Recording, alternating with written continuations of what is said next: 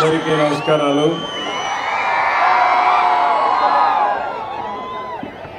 ఈరోజు మనం అందరం కూడా ఒక మంచి కార్యక్రమం గణేష్ సేవా సమితి, అది కూడా డూండి గణేష్ సేవా సమితి అయితే ఒక బ్రహ్మాండమైన వినాయకుడిని వినూత్నంగా తయారు చేశారు. కమిటీ మెంబర్స్ 9 మంది ఉన్నారు. 9 మందిని పేరు పేరున మనస్ఫూర్తిగా అభినందిస్తున్నా. ఇక్కడికి వచ్చిన మీ అందరికి కూడా వినాయక చవితి శుభాకాంక్షలు. మనందరం వినాయక చవితి జరుపుకుంటాం. నాకు చిన్నప్పటి నుంచి కూడా వినాయక చవితి జరుపుకోవడం అలవాటే కాదు. నేను మీ మారిగానే చిన్నప్పుడు వినాయక చవితి అంటే ఒక పెద్ద పండుగగా, దానికి ఇప్పుడు ఏదైతే డూండి గణేష్ సేవా సమితి ఎట్లా నిర్వహిస్తున్నారో ఇదే పందాలో మేము కూడా నిర్వహించేవాళ్ళం అని చెప్పి మరొకసారి మీ అందరికీ విజ్ఞప్తి చేస్తున్నా. ఈరోజు మనందరికి కూడా సుఖ సంతోషాలతో ఆనందంగా ఉండాలంటే మనం చేసే పనికి ఎలాంటి విఘ్నాలు ఉండకూడదనుకుంటే అవన్నీ తొలగించే శక్తి ఒకే ఒక వ్యక్తికి, ఒక శక్తికి, వినాయకుడికి మాత్రమే ఉన్నాయని చెప్పి మరొకసారి మీ అందరికీ విజ్ఞప్తి చేస్తున్నా. చిన్న పిల్లలకు బాగా చదువు రావాలంటే పుస్తకాలు తీసుకెళ్ళి వినాయకుడి దగ్గర పెట్టి పూజ చేసి అక్కడి నుంచి పిల్లలు బాగా చదువుకునే పరిస్థితి వస్తుంది. ఈరోజు ఈ యొక్క వినాయకుడికి పూజ చేశాం. మనస్ఫూర్తిగా కోరుకున్నాను, భవిష్యత్తులో ఆంధ్రప్రదేశ్ రాష్ట్రానికి ఏ ఇబ్బందులన్నీ తొలగిపోయి ఎలాంటి బాధలు లేకుండా మీరందరూ కూడా సుఖ సంతోషాలతో ఉండాలని వినాయకుడిని ఏడుకున్నాను. తప్పకుండా ఆశీర్వదిస్తాడని చెప్పి నేను ఆశిస్తున్నాను. భారతదేశంలో మనందరికీ ఒక సాంప్రదాయం, ఒక్కొక్క మతానికి సంబంధించిన వాళ్ళు కొన్ని పండుగలు చేసుకుంటాం. కానీ ఈరోజు దేశం మొత్తం పెద్ద ఎత్తుతో జరుపుకునే పండుగ వినాయక పండుగ. గణపతి ఉత్సవాలైతే ఎవరెవరు ఏ విధంగా చేసుకోవాలంటే ఆ విధంగా చేసుకుంటూ ప్రతి వాడలో, ప్రతి గల్లీలో, ప్రతి టౌన్లో జరిగే అతిపెద్ద పండుగ ఈ గణేష్ పండుగ అని చెప్పి కూడా మీ అందరికీ తెలియజేస్తున్నా. అయితే ఈ సందర్భంగా ఈరోజు మీరు ఇక్కడ చూస్తే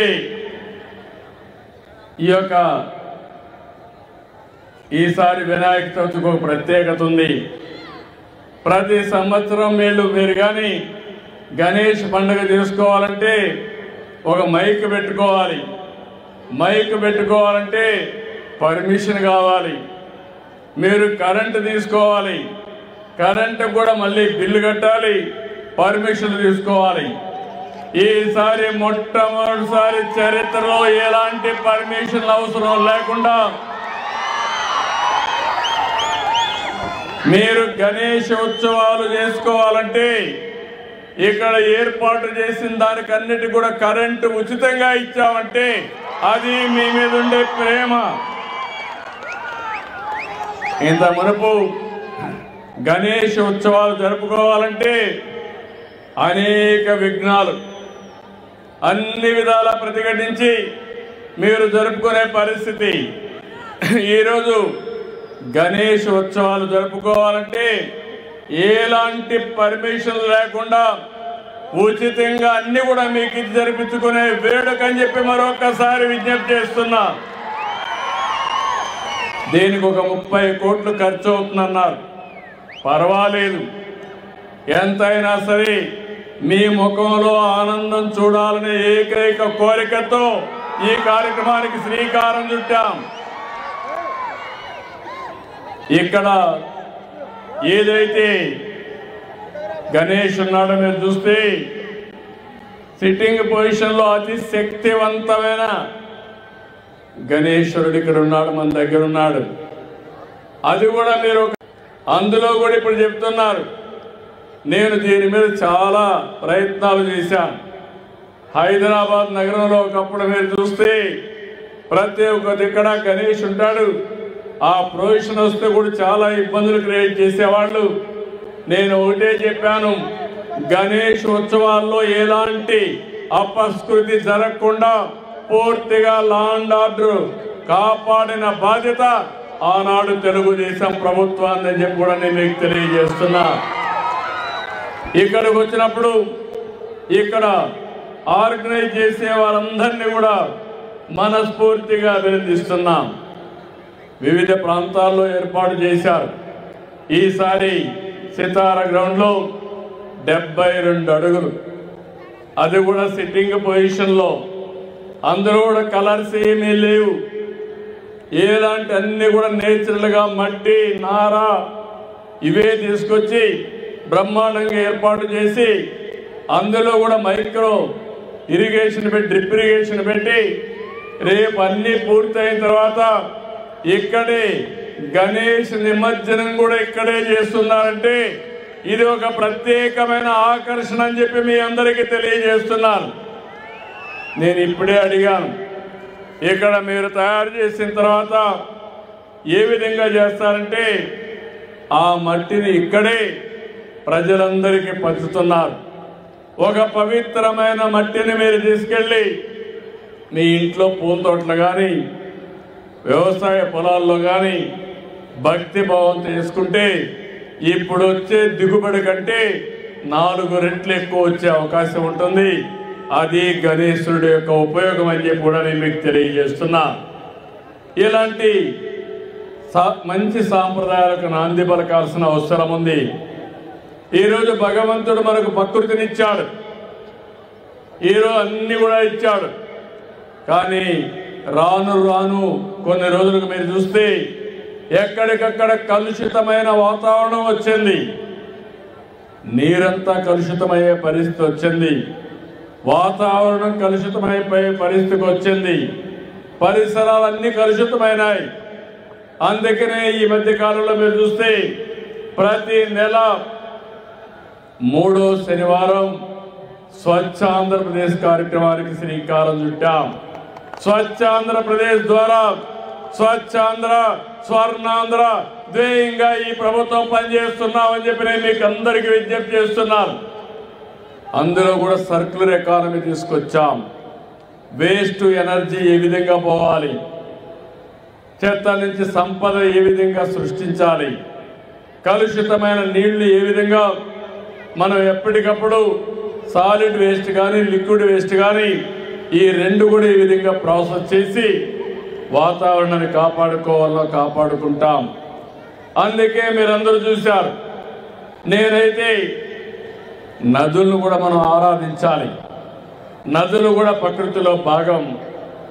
అందుకని గోదావరి పుష్కరాలు తొందరలో వస్తున్నాయి. మొన్ననే కృష్ణా పుష్కరాలు నిర్వహించుకున్నాం.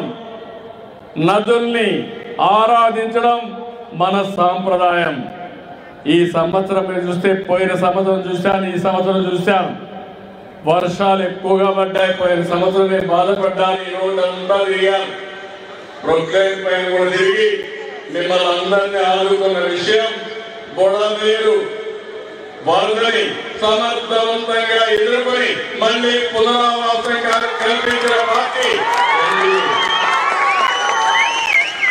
అలాంటి కార్యక్రమాలు కూడా చూసి మళ్ళీ శాశ్వతంగా బుడమేరు వదలకుండా చేయడం కోసం అన్ని చర్యలు తీసుకుంటున్నామని చెప్పడానికి మీ అందరికీ విజ్ఞప్తి చేస్తున్నా. ఈ సంవత్సరం అయితే ఇప్పటికే 1500 టీఎంసీ నీళ్లు గోదావరి ద్వారా సముద్రంలోకి పోయినాయి. ఇంకో పక్క కృష్ణా వరదలు కూడా ఈ సంవత్సరం మన పరి ప్రాంతాల్లో వర్షాలు పడి బ్రహ్మాండంగా వచ్చే పరిస్థితికి వచ్చాయి. ఇప్పటికే 500 టీఎంసీ నీళ్లు సముద్రంలోకి పోయే పరిస్థితి వచ్చింది. రాష్ట్రంలో అన్ని జలాశయాలు పూర్తిగా నీళ్లున్నాయి. ఈ రోజు మనందరం కూడా పండుగలు జరుపుకుంటున్నా అంటే అన్నింటికంటే నాకు ఆనందం, ఈ రాష్ట్రంలో కరువు లేకుండా చేసి పండుగలు ఘనంగా జరుపుకునే విధంగా ముందుకు పోతామని ఒకసారి మీ అందరికీ విజ్ఞప్తి చేస్తున్నాం. ఈరోజు మీ ఆనందం చూస్తున్నాం. ఇటీవల కాలంలో మేమైతే మీరు చూశారు. నేను ఎన్నికల ముందు ఏవైతే చెప్పానో సూపర్ 6 చెప్పా. ఈరోజు సూపర్ 6 ని సూపర్ హిట్ చేసి గణేష్ ఉత్సవాలు జరుపుకుంటున్నాం. ఒక పక్క సంక్షేమ కార్యక్రమాలు చేయడమే కాకుండా ఇంకో పక్క అభివృద్ధి కార్యక్రమాలు కూడా నాంది పలికాం. దేశంలో ఎక్కడా జరిగిన అభివృద్ధి మన రాష్ట్రంలో చేస్తున్నాం. నేను ఒకటే సంకల్పాన్ని తీసుకున్నాం. రాబోయే రోజుల్లో ఆంధ్రప్రదేశ్ రాష్ట్రం 2047కి స్వర్ణ ఆంధ్రప్రదేశ్ గా తయారు కావాలని, మీ జీవన ప్రమాణాలు పెరగాలని, మీరు ఆనందంగా ఉండాలని ఏకైక లక్ష్యంతో ముందుకు పోతున్నాం. అలాంటి సందర్భంలో ప్రతి సంవత్సరం గణేష్ ఉత్సవాలు జరుపుకోవాలి, వినాయకుడిని ప్రార్థించాలి.